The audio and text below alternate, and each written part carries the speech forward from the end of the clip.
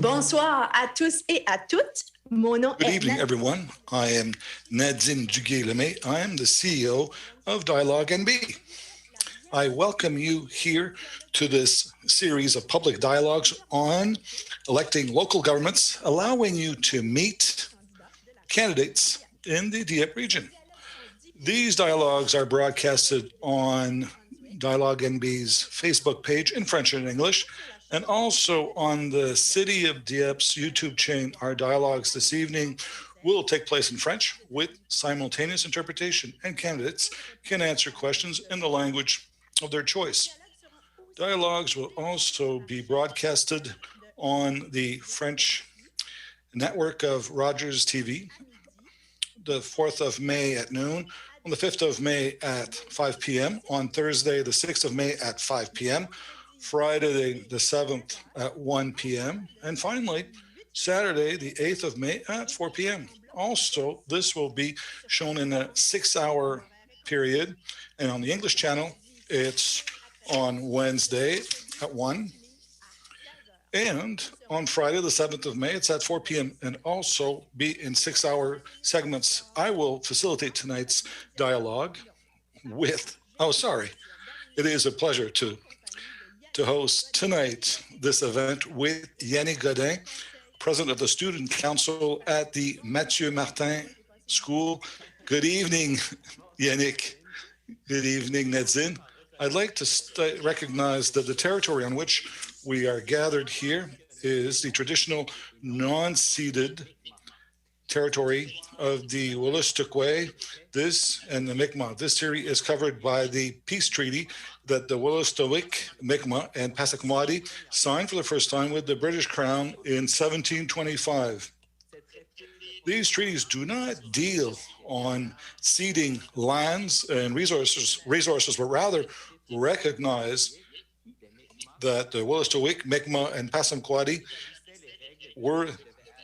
had title to these lands, and this was to begin a permanent relationship between nations. I'm pleased that we can all meet here virtually, and we also are grateful to the First Nations who share their ancestral lands with us all. Great, thank you, Anik. So on behalf of Dialogue NB, I'll take this opportunity to point out that we're committed to fight oppressive systems which brought about deep inequalities, and we work actively to work on this at an individual level to offer learning opportunities on anti-racism, decolonization, and develop partnerships with organizations led by underrepresented people. And now, again, Yannick, the floor is yours. All right. For this third dialogue, we have Josée Turgeon-Roy, candidate to be at-large councillor, Taha Maarous, again, at-large candidate or councillor, and Ted Gaudet from Dieppe. He wants to be elected in Ward 3.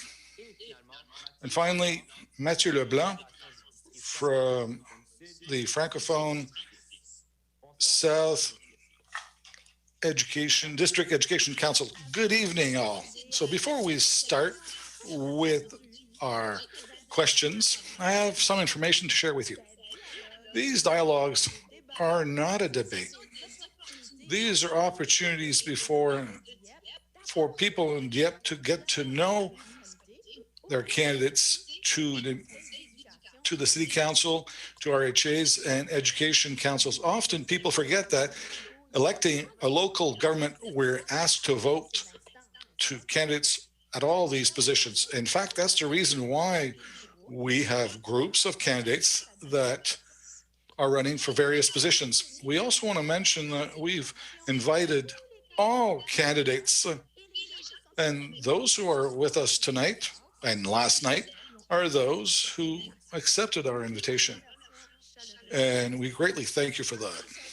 Now, as to how this evening, we will ask the same 8 questions to our candidates.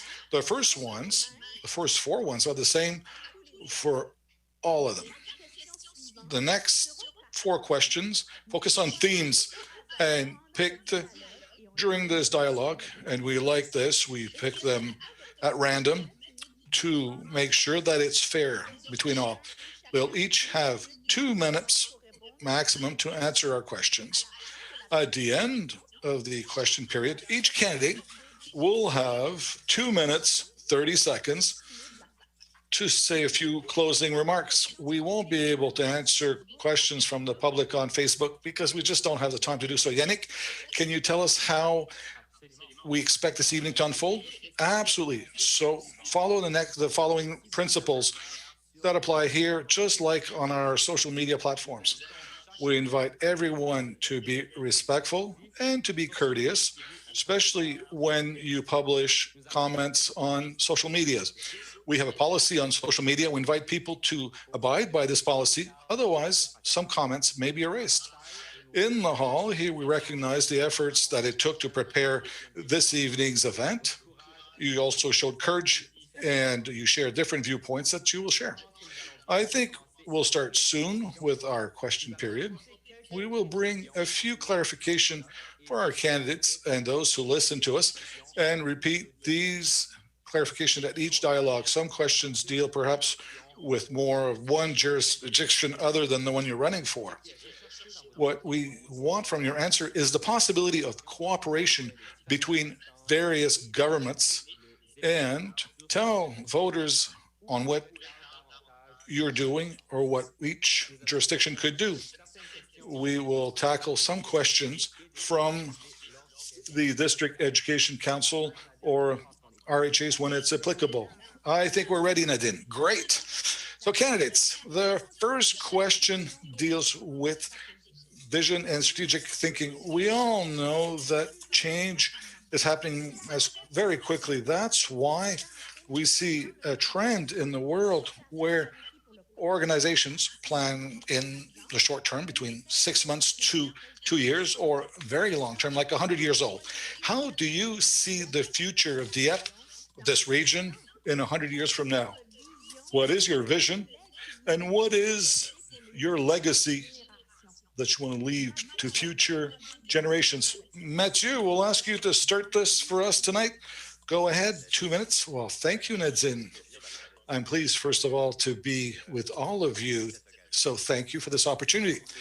So as to the District Education Council, we have to do everything we can to make sure that Dieppe remains a leader in the Acadian community in New Brunswick. We know our schools are really important in sharing and supporting the French language. And this is why I think the school, the district, and education council play an important role, but also they have a social responsibility. I would say a strong school system is at the very heart of this. On this point, now, as to where will we be in 100 years, it's very difficult to say.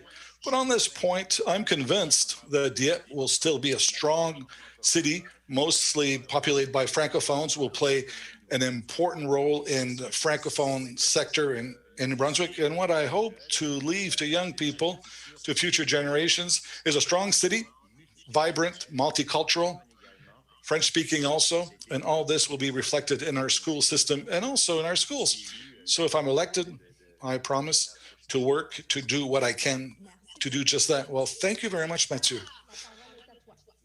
Taha, the floor is you. Before I start, Nadine, first of all, I wish to thank you, and Yannick, you've done an excellent job. Hats off. All right, 100 years seems very far away, but it's very close. We have to have a vision. As to me, the city of Dieppe in 100 years, I would want it to be a very welcoming city, as it is now, a dynamic city where we see a lot of growth, both population growth, economic growth, but also we have to talk about a social and community growth, a city that is socially responsible, environmentally responsible. And we can't talk about a city and a council without talking about money. We also have to be financially responsible towards our residents. Now, if we had a time machine to travel and we went back 100 years back, we wouldn't have talked about climate change or a pandemic. But I think we're in a very privileged situation together by working with the school district, with the RHAs and other municipalities, other partners. We can prepare this legacy for future generations.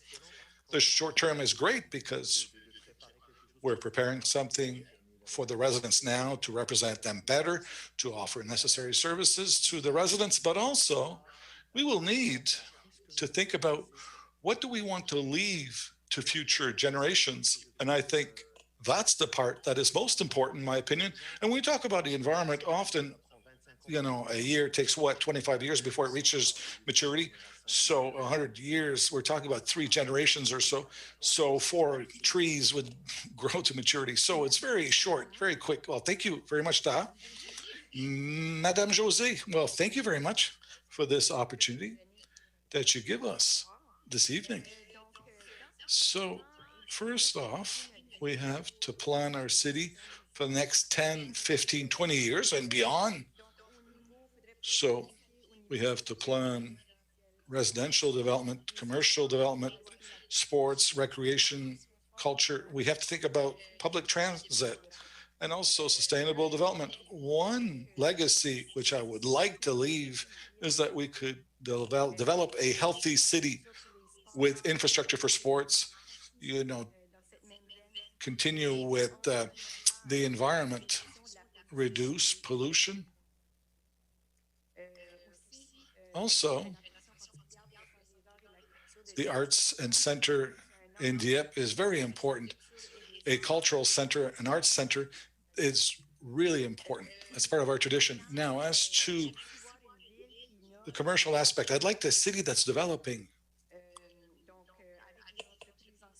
with the healthy businesses and with new entrepreneurs that are business people who are focusing on technology. Economic development will also bring about, we talked about immigration, would bring about more immigrants and would add much energy to our city. And generally speaking, I want us to develop our city in a sustainable way so that there's a good quality of life for our residents, where residents are fully committed and engaged in community living. Well, thank you, José.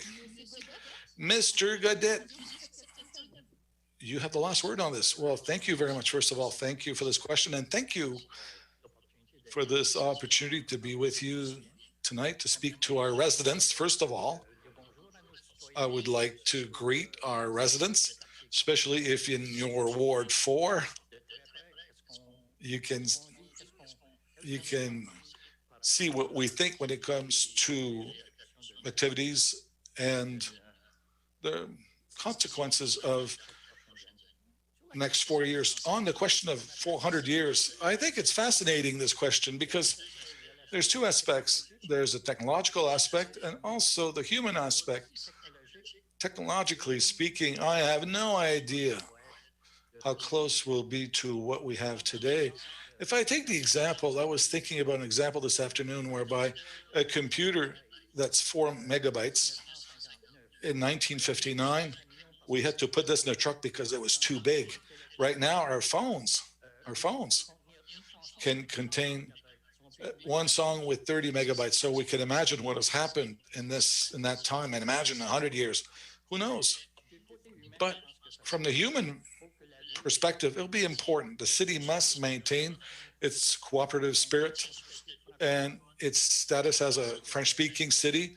Its growth must be done so that people can truly be part of that growth, and quality of life, of course, must increase over time, must improve. Certainly, that'll be most important. So all in all, we keep our status. We're well situated provincially within the French-speaking population. So I think we'll be fine. Well, thank you very much, Annick. So we'll continue with the second question.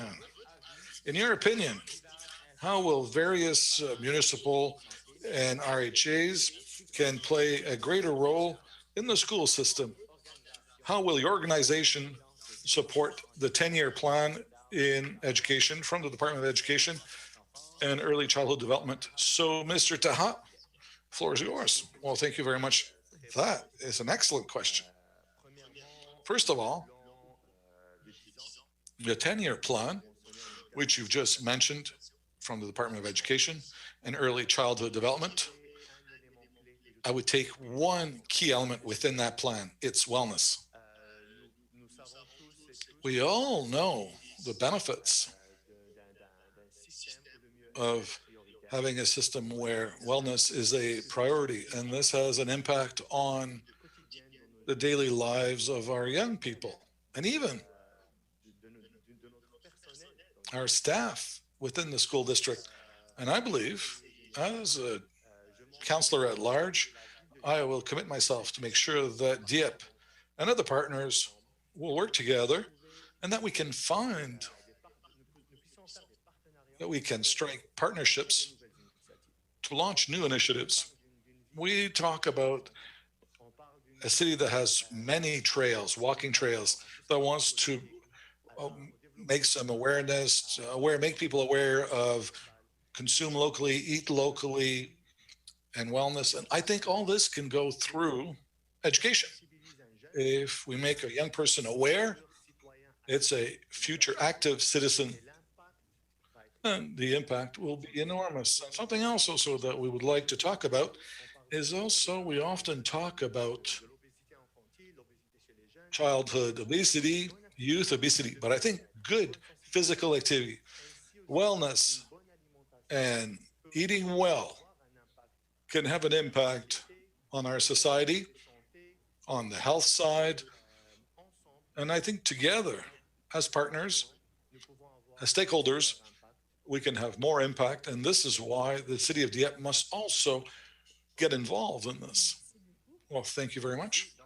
Thank you. So now, Mr. Gaudet, your answer? Well, thank you.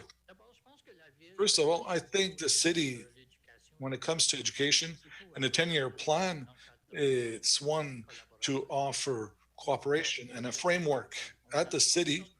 And we have many infrastructures which support students throughout school, the Maison des Jeunes, the youth home, the Boys and Girls Club. We have sports facilities and artistic facilities that can help these students to help in their training and their education. Through these tools, we have to remember there's a library also that serves students in various schools.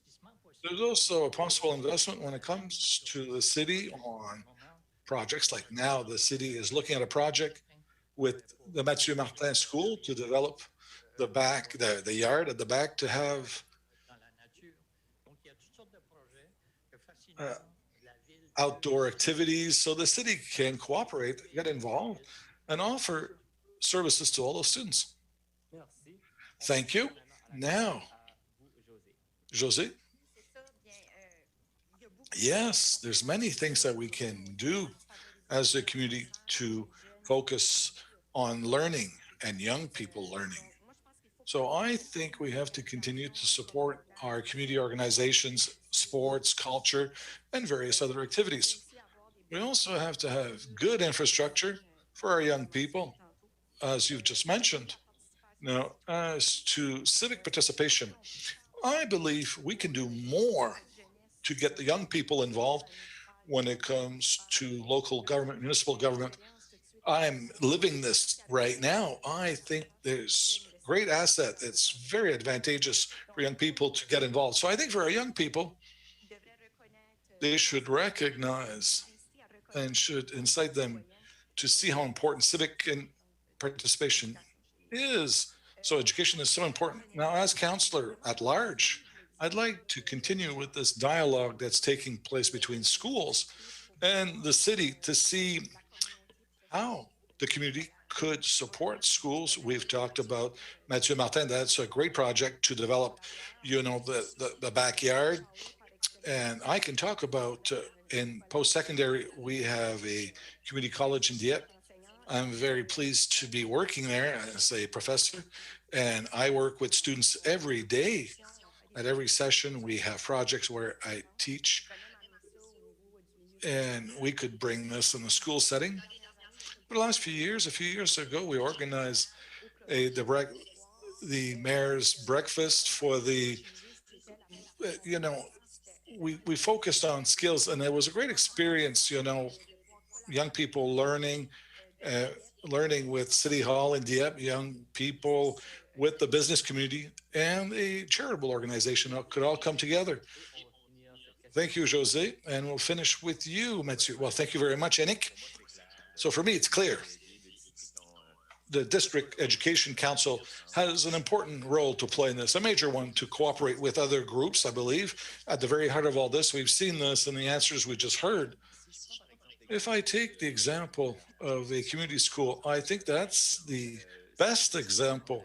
It really allows us to have good cooperation with various spheres in our society, various institutions, cultural, political, community groups. And I think the school is focused more and more on the community, and the community also has a more important role to play in our young people's education.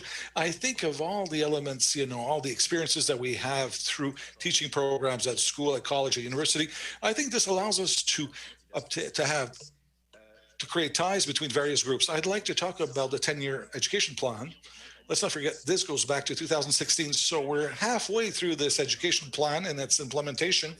So the district, of course, works with the department for its implementation, but also with the community. Broadly speaking, the community already plays an important role in attaining some of those objectives within the 10-year plan. Wellness was mentioned. I think this is truly one of the key objectives, but I also think about, career projects, identity, civic participation, diversity, and also the issue of First Nations. So for me, that's how I see these cooperations between various groups, and I think there are many opportunities to do so. And of course, it'll be up to elected members to implement those.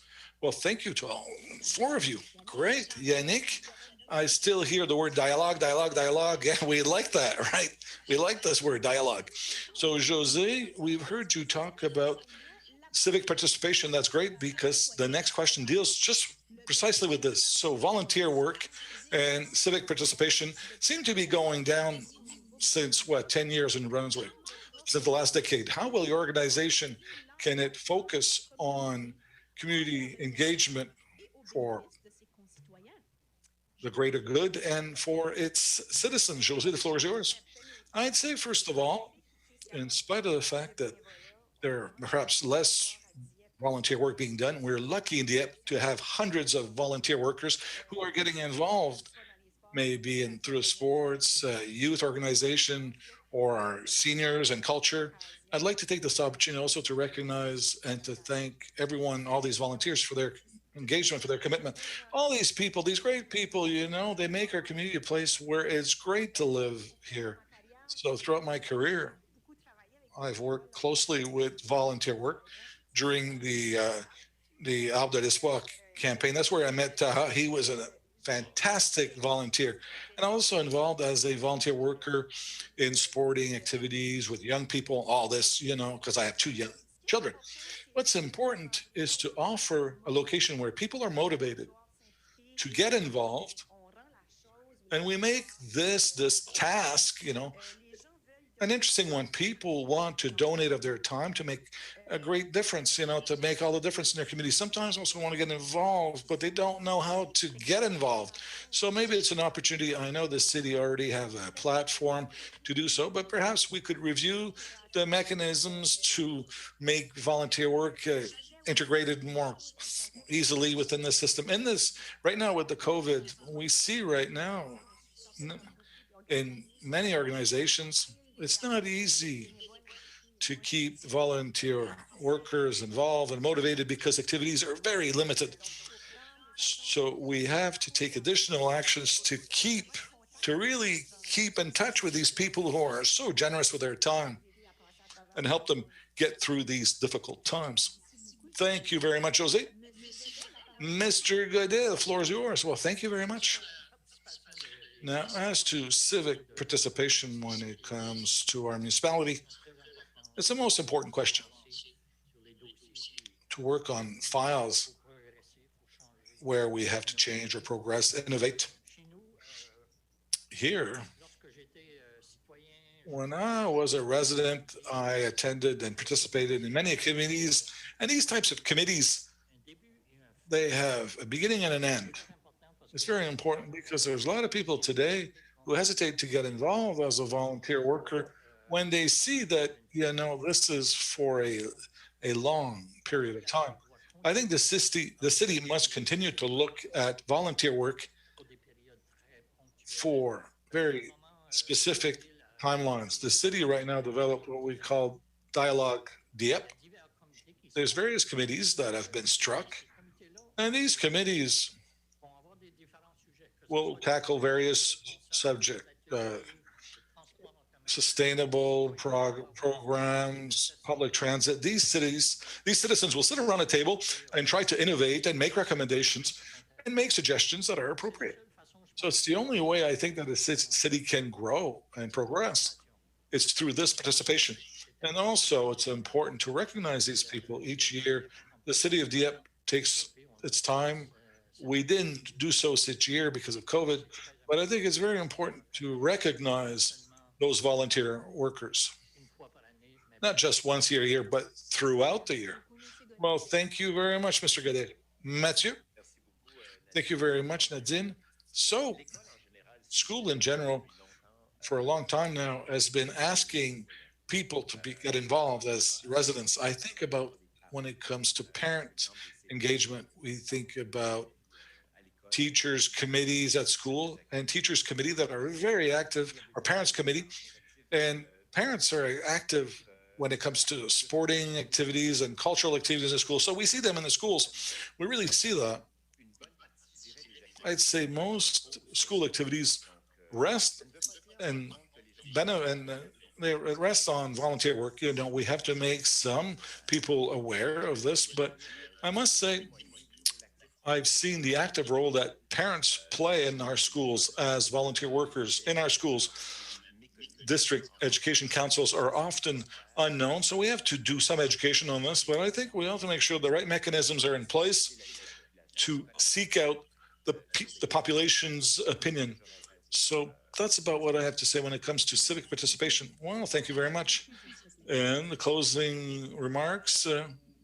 Thank you, Nadine. Well, first of all, thank you, Josée, to talk about volunteer work. It was a great experience for me to work as a volunteer worker. I think volunteer workers play an important key in Dieppe, in our community living. I think we're compelled as a municipality and as an organization, we must recognize them, to help them, and also to inspire them. Why do you do some volunteer work? And I think that's the most important part. I would take this example. For me, volunteer work, being an international student, I arrived here in 2009. For me, it was an integration mechanism in this community. And now here I am sitting as a candidate for a councillor at large. This is most important. I think we have here in Dieppe organizations which, unfortunately, they depend completely 100% on volunteer work. How could we help these organizations while these organizations play a key role in our community? I think, for instance, Soccer Dieppe, I'm president since 2013. We didn't have salaries at the beginning. It was only based on a few volunteer workers, but our approach was a cooperative one. We recruited based on focusing on people's skills so that we could make this experience a simple one. People want to get involved, but they don't want it to be overly complicated. They want to enjoy this. I think Dieppe did excellent work to recognize volunteer workers. I think the challenge that we'll have in the future, and as councillor at large, I'm telling you, I will work to innovate, to focus on this because I'm volunteer work, and that's the most important part, and to train people so they can have an impact on our community. Well, thank you. Let's talk about economic development. Que l'importance du développement économique pour la Given the importance of economic development for the delivery of municipal education and health services, does your organization have a role to play in economic development? And if yes, what is it? What will be your contribution to the economic development issue? Ted, would you like to start? Well, we have to recognize, of course, that in this municipality and all municipalities, economic development is simply essential. A city in which there's no development will die over time. So we have to continue, of course, to work on it. But it has to be sustainable development. In other words, it shouldn't take away from the quality of life of its citizens. The city, in terms of its industrial park, in terms of the commercial infrastructure, and all of this, all of the activity going on here creates a greater demand for services and creates a tax base as well that helps to maintain the taxes as low as possible. When a city is growing, newcomers bring more tax dollars every year, and we don't need to increase the tax rate. Jobs are also very important within a community. So it's great to have infrastructure, but we have to have jobs to go along with it. And another important point is, well, we create technology parks or industrial parks, commercial areas. We have to make sure that they're close to where people live in order to not create a problem. Well, they have to be, they're necessary, but they shouldn't be taking over the residential areas. But I think our city is well placed to move forward in that regard. Thank you.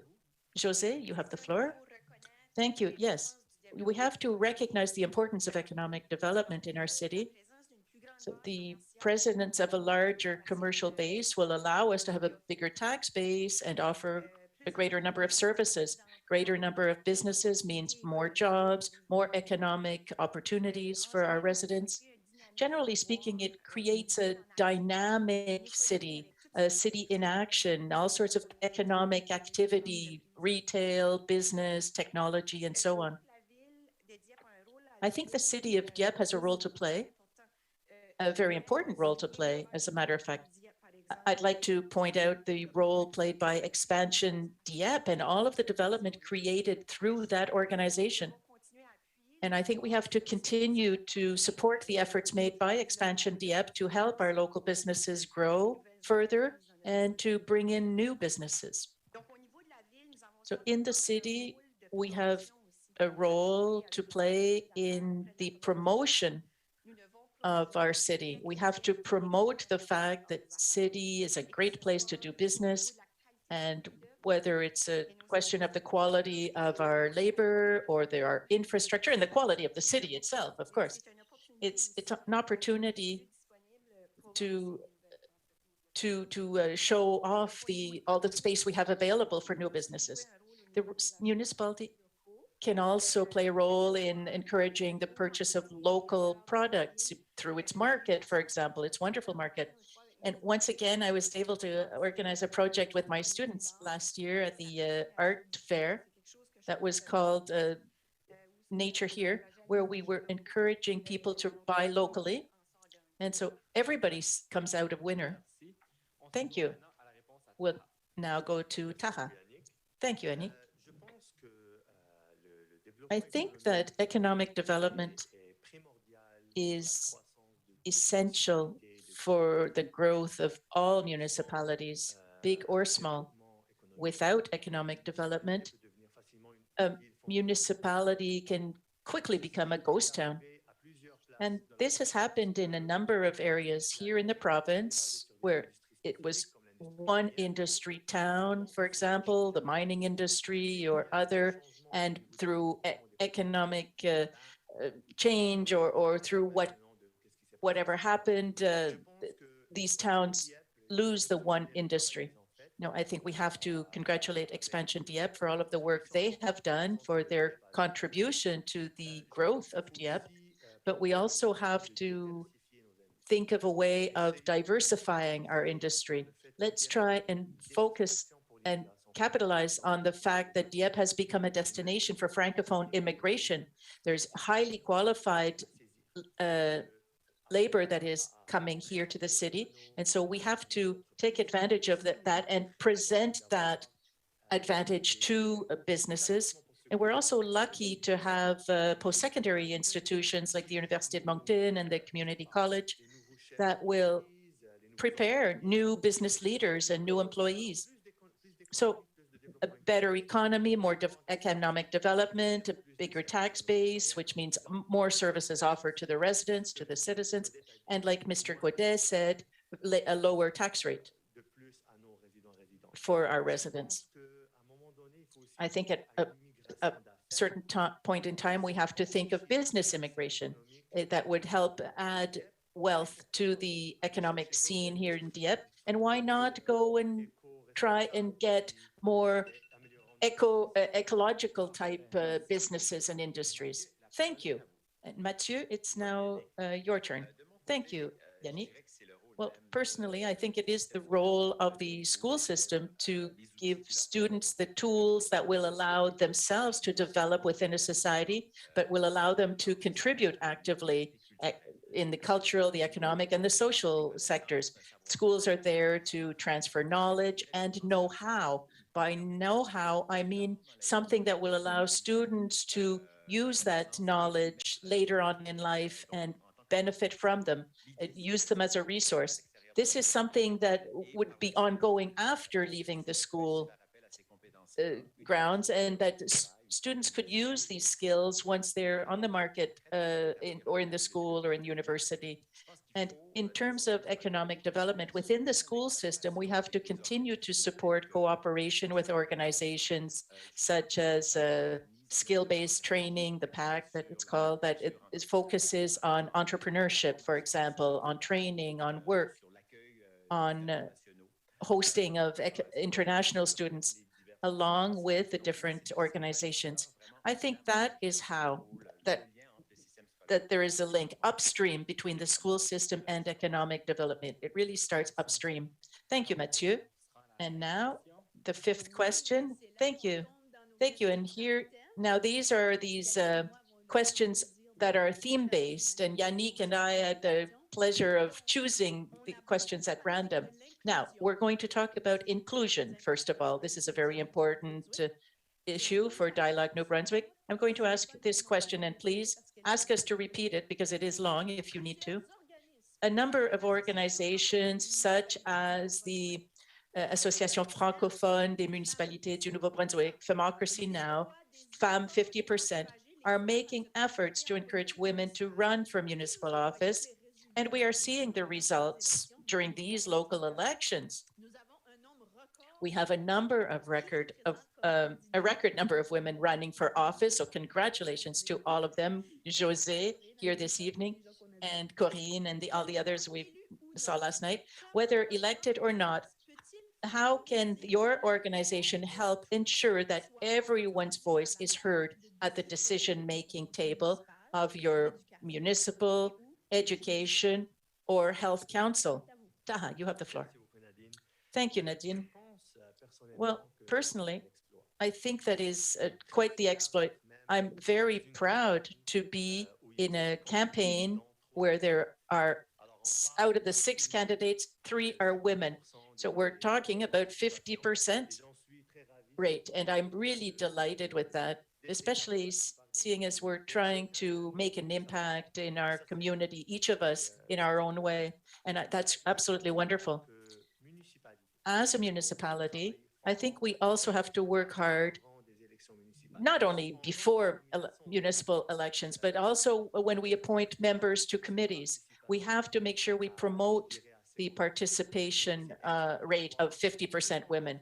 It's great to see everybody represented around the table. And I think it would reflect the community as well. A committee, a municipal council has to reflect the community it represents. And I can give you an example. At the cultural center in Dieppe, when we started, we had one woman out of 5 on the board of directors. One of the members of the board was a woman out of 5. And now in 2019, over 50% of the board members are women. Now in sports teams, girls weren't represented in every age group. Now we have girls from age 3 right up to the senior level. So it's not to promote a specific organization, but if a certain or a small organization like Soccer Dieppe can do that, it means it can be done in larger groups as well. And I think that's where we have to raise awareness within the schools and even within the municipal machine. We shouldn't wait for elections to do that. It has to be a commitment. And if I'm elected councillor at large, it would be my commitment to work on that at every single meeting. Thank you. Matthieu, you have the floor. Thank you, Nadine. And me too, I'd like to congratulate the record number of women candidates we have running in these elections this time. It's very impressive. I'm a father of 2 girls who are in the school currently, and I see them every day go off to school, and I see the progress that has been made, but also the challenges that remain. I mean, we have to realize that we can't hide from that. But over the last few years, schools have been working hard to eliminate barriers in order to allow better equality between genders, but the work is not done yet. As I said, in a number of sectors, in a number of environments, there is a lack of women representatives. And I think the schools, like the municipalities, have to play a major role in that, not only in raising awareness, but through concrete actions have to be taken. Now, I'd like to go even a little broader. I think that the school district is going to remain a leader in terms of inclusion, especially for the LGBTQ plus communities. Recently, the Department of Education has adopted a policy, 713, that is entitled For an Inclusive School, that focuses on diversity and gender identity. And that is another objective that we have here in the school system. Thank you, Matthieu. Ted Gaudet. Thank you. I'd like to be able to say that in all of our committees here at the municipality, we have a 50% rate of women, but no, we're not there yet. I certainly hope we will through the next council. I hope we will be able to establish that kind of ratio. It's nice to see a greater number of women running for politics, because the greater the number of women on the council, the dynamics changes, the discussion changes, and points of view come out that we as men might not be aware of. And we have to look beyond municipal council as well. There are sorts of groups in the municipality, groups to which the city will appoint members, different committees, different activities. For example, these ad hoc committees under Dialogue Dieppe, for example, that we want to appoint members to. And we have to make sure that we maintain that balance between men and women on that kind of committee. It's important, not only because it's important, but I mean, in terms of the decisions that are made, I mean, just the issue of public transit, for example, we have to take the needs of families into account in different areas of the municipality to make sure our local public transit meets the needs of these families. And sometimes we forget that and we go ahead and we say, oh, we're going to do this and that. But we need women to help guide us on the right path. Thank you, Mr. Gaudet. Josée, you have the last word on this. Well, we can all be proud of the number of women running in these municipal elections. As a matter of fact, I participated in the forum on women in politics recently. The exchanges were really interesting. It was great. And it's important for us to have a better representation in politics, even at the municipal, the provincial, or the federal level. But it's not limited to politics. We also have to have more women in business, in technology, and in other sectors. So there have been a lot of improvements in the last decades, but we still have a lot to do. Our elected representatives, not only women, but men also have a role to play to attract a greater number of women to run for politics and to make women aware that they have a role to play. And I like Ted's comment earlier. He said, well, sometimes we as men, we don't think of the women's point of view. A woman really does have another point of view, sees things differently. So I really like that openness. So we have to make younger women, teenagers. I have a lovely daughter she's 16. We have to make them aware of the importance of engagement, of social involvement.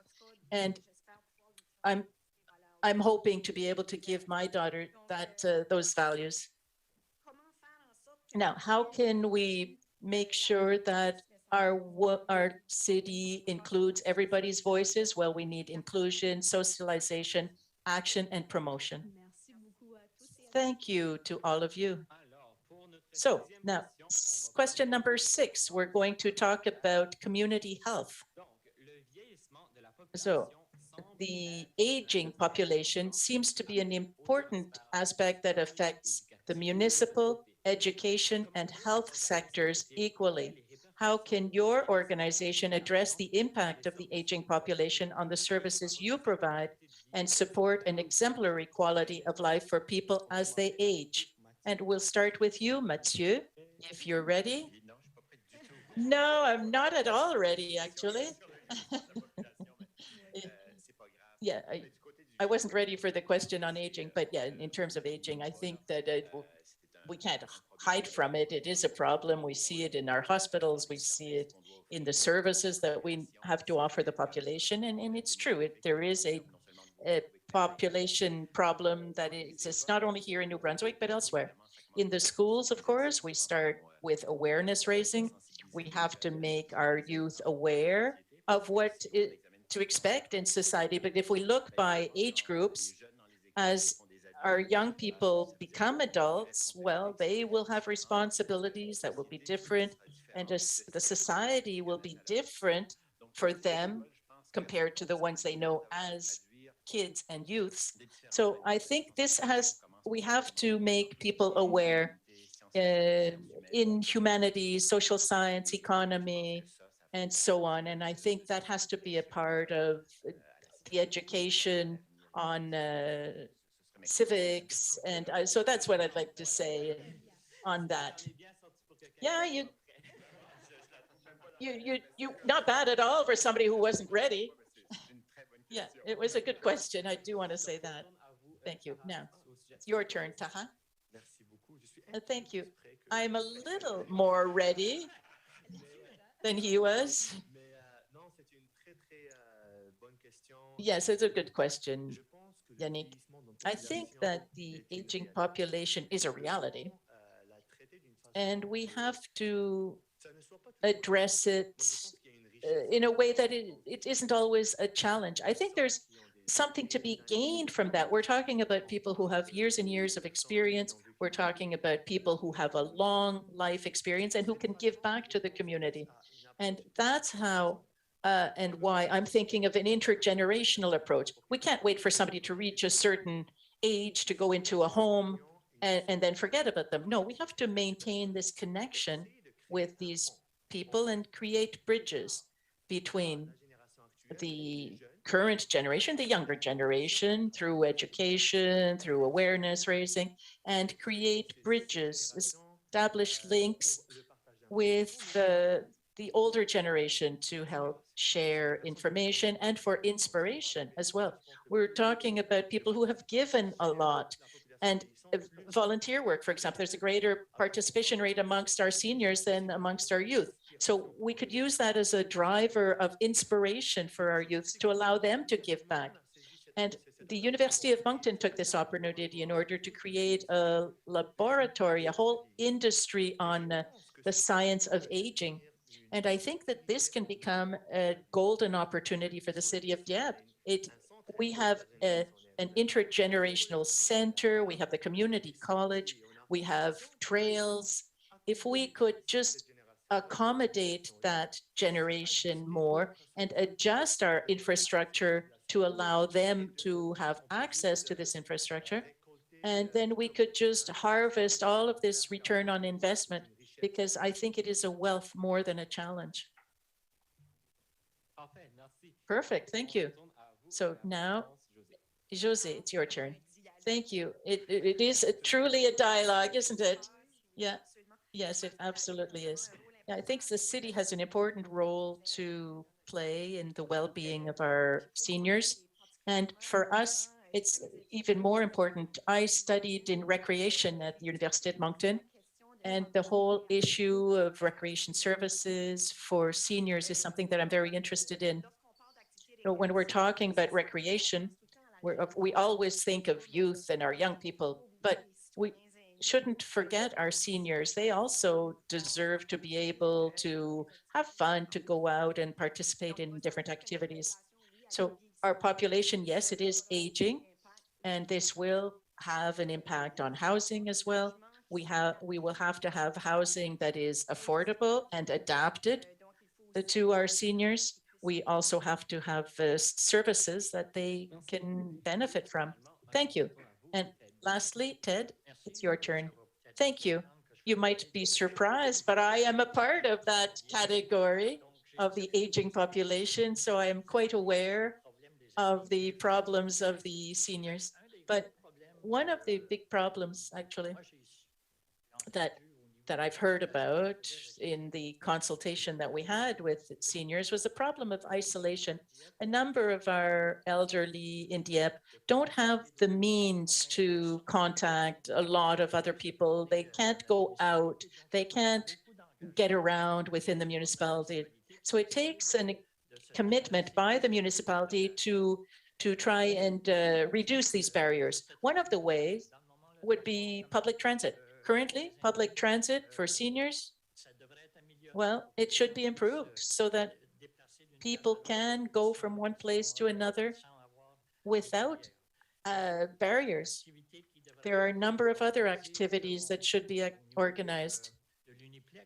At the Uniplex, we have a greenhouse, we have other activities, and we thought of different activities for seniors. At the Rotary Park Pavilion, there are activities for seniors as well. So it's important to work with the Golden Age Club to support seniors. 2 years ago, we had introduced these bicycles were used for a summer project. We had some young people who would use bicycles to transport seniors.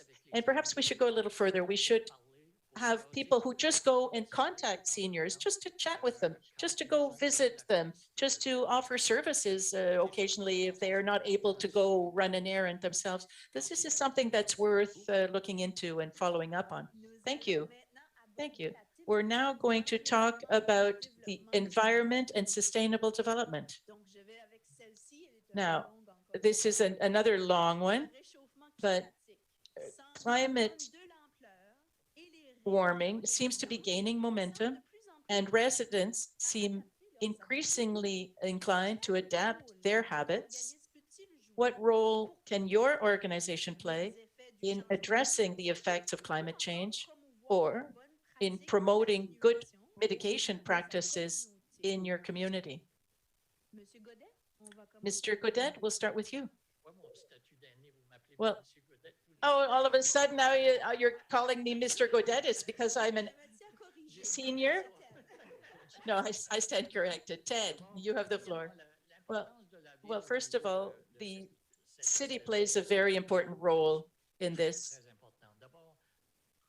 First of all of the infrastructure that we have in Dieppe uses a lot of energy, the parks, the arenas, and so on. So the city should be in a situation where it does all it can to reduce the environmental impact on our facilities. We have a city hall that meets very stringent specifications, environmental specifications, and so does the Uniplex. We use very little electricity. I mean, we use electricity instead of other fuels, but there are all sorts of things that the city can do to reduce its impact on the environment. It can plant trees, and the planting of trees has been ongoing in Dieppe for a number of years now, and it has to be continued and developed further. Recently, we had problems with cutting of trees, and I hope that in a near future, we'll be in a better position to prevent that. Now, of course, there's education as well. There's Dieppe Mag, there's different ways, social media, there's different ways that we can work on the environment. Thank you. Thank you, Ted. Yeah, I've noted. Taha, it's your turn. Thank you. I feel younger when she calls me Taha. Well, I think that earlier we talked about economic development and economic growth, and that's excellent. But quite often when we talk about economic growth, it's either one or the other, economic growth or ecology. And I think we should be talking about both at the same time. We can talk about economic growth, but accompanied by sustainable development. I think a number of people who have chosen to live in Dieppe, they have their reasons, accessibility to trails, greenery, wooded areas around here. As a municipality, we have the responsibility of being eco-responsible and by using renewable energy. And I think that it's a question of time. The city has already started using electric service vehicles, which is great. We have charging areas here in Dieppe. But and it's by doing more of it, that's where we're going to give the message that we are being eco-responsible. Another thing I'd like to talk about is education and promotion. We cannot change a person's behavior vis-a-vis the environment overnight. It's a job that takes time. And I hope that the city can use the communication channels it has in order to make people more aware. Now, in terms of the cutting of trees, one of the outgoing councillors mentioned that even the council was surprised by the clear cutting that was done. Well, I think we have to learn from our experiences, and we have to adopt bylaws in order to protect woodlots and even have rules and bylaws on the cutting of trees on private lands. And yeah, so that's it. My time is up. Thank you, Taha. Josée, your turn. So we all have a role to play here in terms of global warming. It is a problem that affects the whole planet, every province, every municipality, every country, and we all have a role to play. It's really the sum of all of the actions taken that will allow us to address this issue. In terms of Dieppe, there are a number of things that we can do in our municipal facilities. We've talked about the Uniplex, but what about the other facilities? To what extent are they green and energy efficient? What can we do here to improve that? Now, in terms of the vehicles used, I know that we already have a fleet of electric vehicles, but to what extent can we increase their number in terms of recycling and waste collection? Are we doing best practices? That it should be reviewed. So we have to make people aware here in the community on different behaviors, but we have to set the example. You know, we have to walk the talk. So that has to be a part of all of our strategies and sustainable development strategies, since we're talking about global warming here. Thank you, Josée. And Matthieu, you've heard about education 3 times in a row, right? Well, thank you very much. Yes, education, right? That's the key word. Making people aware of environmental questions. It starts at home, of course, but also, above all, in school, for many. So in my opinion, the whole issue of 10-year plan with civic participation, it's essential to have civic participation. We have to make people aware, and this is where I believe school can play an active role. These issues of the environment, we really have to include them within the curriculum. It must be done within the curriculum at school and see all the cooperation we can have. And I've talked about skills earlier. I think there's something there to be explored. Now, I think of sustainable garbage cans for in one of the schools in our district. We can look at improving our environment with skills that were acquired at school, both in visual arts classes, in carpentry classes, and environmental classes, and they could bring about all this knowledge in French and in math also. So I think this is a concrete example of initiative that we can take within schools. And also, I think also it sharpens their civic responsibility. And I agree with everyone to say this is a long-term work that will unfold over many years. This is why school is so important. So there you have it. Great. Excellent answers. Thank you. All right. This is our 8th and last question, dealing with governance. So after months of crisis through this COVID-19 pandemic, the economic crisis, and after months of unprecedented turbulence and political instability, Canada is facing widespread misinformation and a notable distrust of authority figures. Indeed, Canada results from the Alderman Trust Barometer 2021 revealed that 50% of respondents believe that business leaders deliberately try to deceive them, and 46% believe that elected officials do the same. What concrete actions do our elected officials need to take to rebuild this tainted trust? So, Josée, the floor is yours. Well, yes, it's true.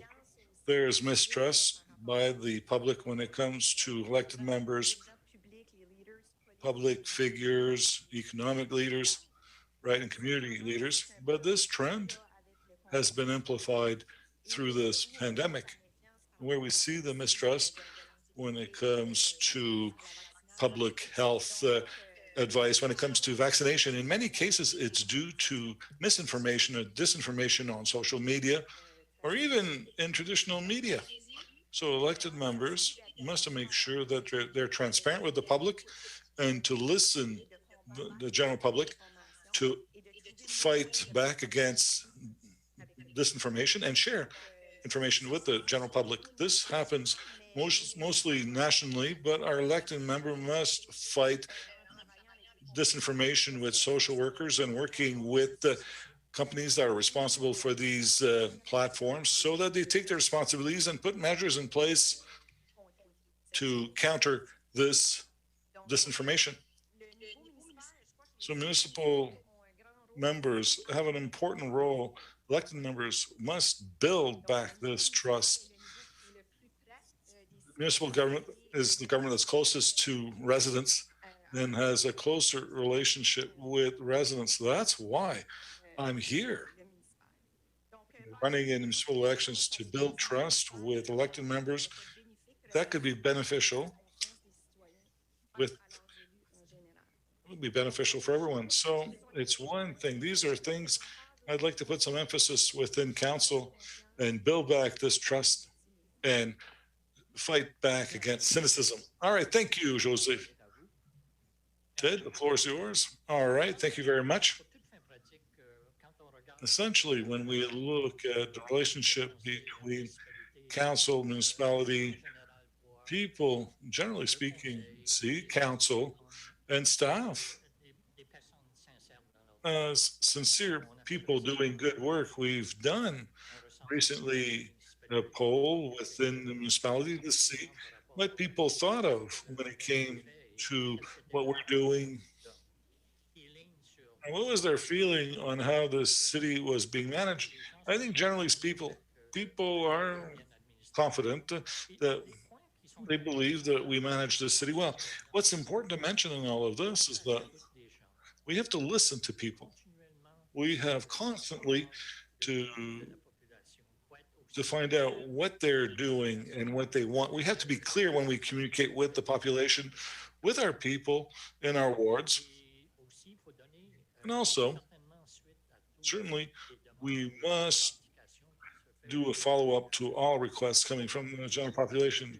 And we can't create false expectations. We have to tell people things as they are, given the facts, and be responsible, and really to answer, and we have to be available. Often, there's a lack of availability, and we have to keep our word. When you say you're going to do something, you must do so. And my last point, I think, is an important one. Councillors are not part of a political body or team. The councillors are there with their own knowledge, their own feelings. They don't have to support something because the party says so, right? They're independent. They follow their own judgment. So thank you. Thank you. Matthieu? Well, thank you, Yannick. I think it's a bit different when we talk about municipal councillors and councillors at the District Education Council. But at the Education Council, we have to focus on communication strategy that are being implemented to make sure that we're transparent. I think that applies to all governments in health, education, or municipalities. We also have to benefit from communication networks that can reach as many people as possible so that we can have open communication and on a regular basis and pertinent communication and relevant. And I go back to being responsible. It's at the very heart of our actions as a district education council. We have to be professional and rigorous. And I'd like to go back to the question that you posed at the very last of your question. What can elected members do to rebuild this trust that's been tainted? I'd go beyond this. If I'm elected, I think the role that I perhaps can play, when I say it like this, is perhaps to see what we can do in schools so that young people have the tools, critical thought, to fight back against this misinformation, this mistrust towards science and elected members. We see this when it comes to questions dealing with the virus and vaccines. And when I say ignorance, I'm not being pejorative because they ignore the facts. So I think schools, district education councils have a role to play, and I already see this in the school, everything that's happening when it comes to critical thought. And I think these are tools that we should give to our young people so they can make enlightened decisions. And I think that's where it starts. There you have it. Thank you, Matthieu. And Taha, you have the last word. Thank you very much, Yannick. I think when I talk about disinformation or misinformation, I think about the experience in the south of us with their elections. And I don't think we're there yet, not like in the US, but it's necessary to be proactive. This could, it's contagious. This could come here and could impact us. So I think misinformation is because of a lack of communication, and that's a role of our council.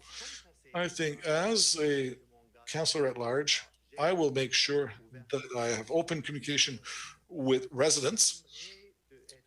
I would like to be accessible and available. This was part of my campaign, to always be there to answer questions, and I'd like to maintain this approach. Something else also, you talk about social networks. And so we know information can spread very quickly. It can start one place somewhere, and it can grow. Even it can be three people that start something. Let's say someone has an idea, misunderstood, and then we'll share that. And then education, we have to inform ourselves when it comes to social media. We all have an account on social media, but do we have the tools to use them properly in a personal usage, but also to use it as an elected member, as a community representative is completely different. And I think this is where education is so important. Something else also that I'd like to share. How do we obtain the trust of our residents? By changing the way we do things. We have to be open. It's time that we move towards them when there's no COVID and we can talk to people. Let's do things differently. Let's have coffee breaks where everyone comes, they come and see us. Let's think of everyone can share their information without going through the bureaucracy, the municipal bureaucracy. And I think this is the role of a councillor, to inspire our residents. Thank you. Thank you very much. So, we're done with those 8 questions. Let's take a breath. Let's catch our breath. So I thank you very much for those answers. And congratulations to all of you for the time that you've invested and to be with us tonight. Truly, it's a pleasure for Yannick and I to listen to you. Really, it's like we're in our living room having a conversation. It's great, very comfortable. Now, you have the last word. You can give us some additional information that have yet to be shared by the general public. So you have 2 minutes and 30 seconds each. So we'll start. To my right, Matthieu. Well, thank you. I'll be brief. I'll take this opportunity to maybe go back on the District Education Council. What is it? I think it's important because myself, when my daughter started in school, I heard about District Education Council.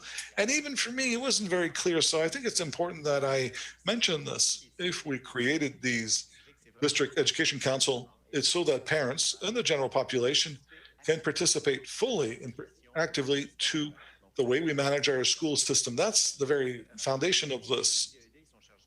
These District Education Council, they draft the priorities for the district and make decisions, important ones, as to how the district will operate and the schools will operate. So we deal with policies, decisions dealing with all sorts of issues, but I wanted to make this little reminder. What's a District Education Council? That's what it is. We want the population to have their say in the way the education system is managed. If I'm elected, I'll be there to represent you. I'll remind you that there's 3 sub-districts that have yet to have any representatives.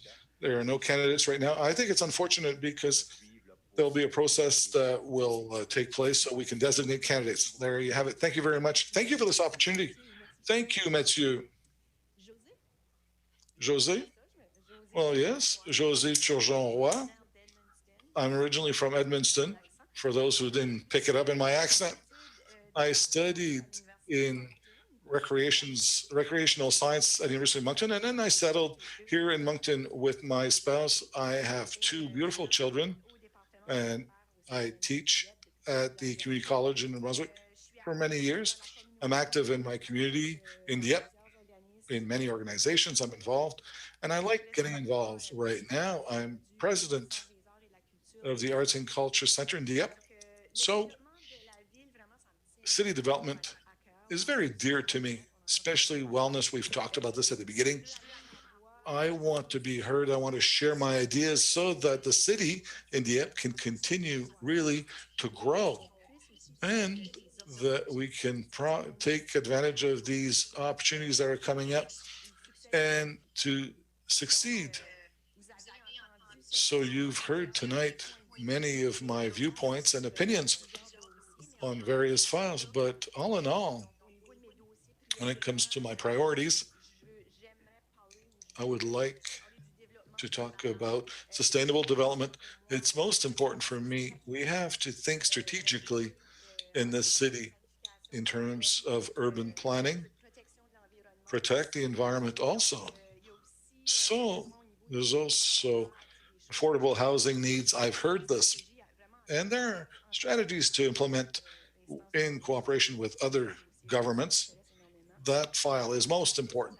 Now, the question of road safety. We've heard about this so much over the last few weeks at council. And I'm telling you, you know, on average, I have 1 or 2 calls regarding this per day. So I'm sure Taha and Ted too, you get these calls. So it's most important. I often hear about this. And also economic development in our city.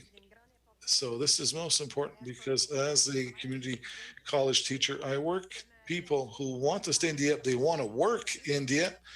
We have to give them these opportunities to these young people to stay. And there you have it. Active living, culture, sports, it's important for me. I have a recreational background, so we want to make sure that we can afford good infrastructure and recreational activities. And I'm mayor of 2 teenagers. I think it's really important. Wellness and active life in Dieppe. Taha, please. Well, thank you very much, Nadine. Well, thank you again, Matthieu and Josée, for your closing remarks. First of all, I'd like to thank Dialogue NB for this great initiative. And for Yannick, he's quite professional. It's exceptional as a facilitator. First of all, I'd like to talk about why I want to get involved in these municipal elections. First of all, when I arrived in 2009 as an international student, community involvement, for me, that was an integration tool. A few years after that, I saw that I developed this sense of belonging with this community. And now it's magical to get involved. And here I am running. I want your support on the 10th of May to vote me as a councillor at large in Dieppe. My priorities, they're fourfold. For a year and a half now, we've been going through this pandemic, and I think it's time that we can think about solutions. For me personally, the solution is an economic program, a social program, and a community one, while taking into consideration the sustainable plan that will accompany them. Something else also I'd like to say with the environment, and I'll say this in 2 sentences.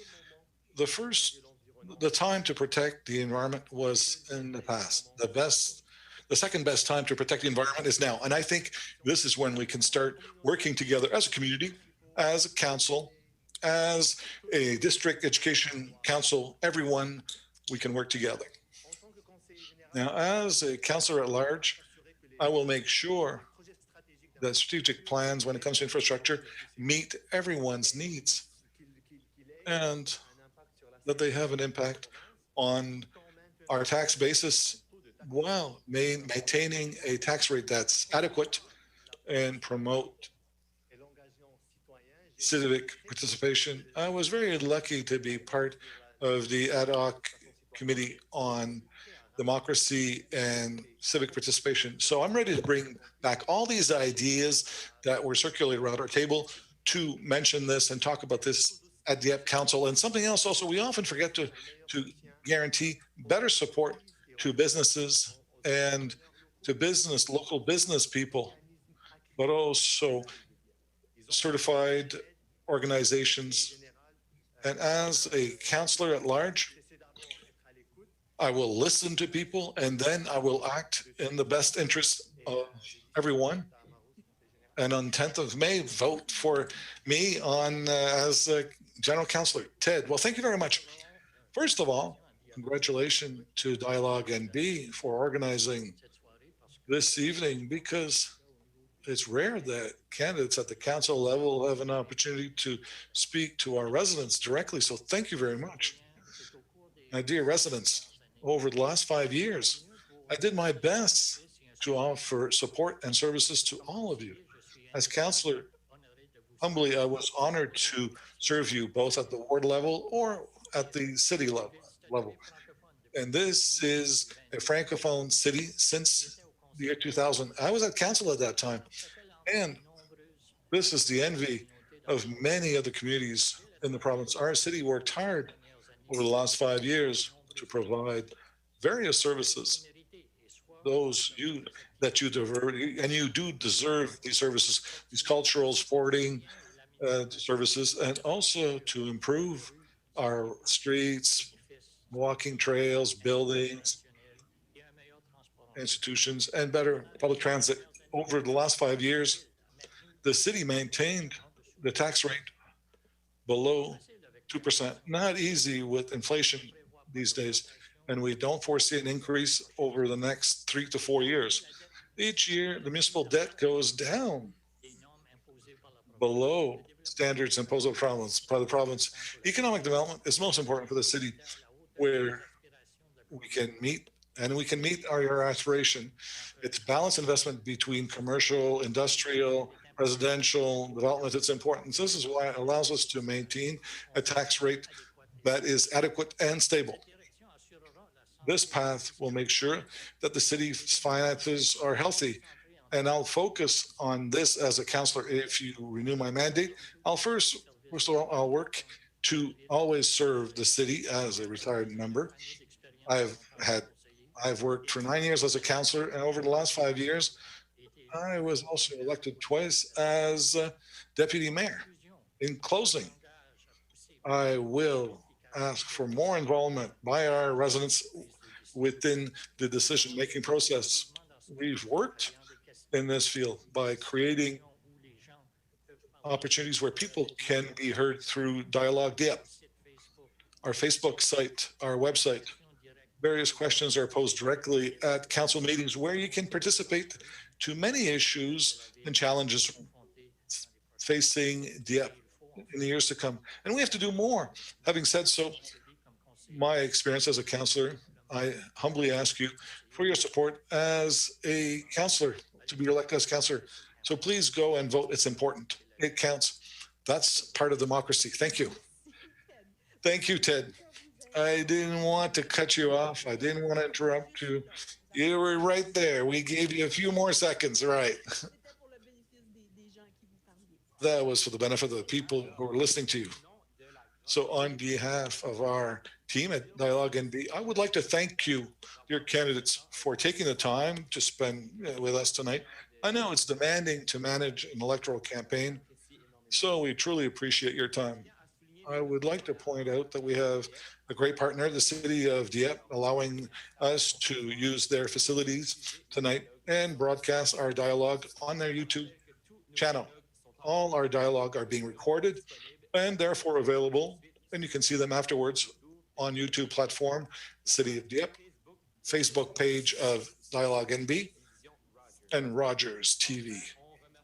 And we thank the interpreters, Nathalie and Philip, for their work this evening, and to those who listen to us either on YouTube or on Facebook. So thank you, everyone, and have a pleasant evening.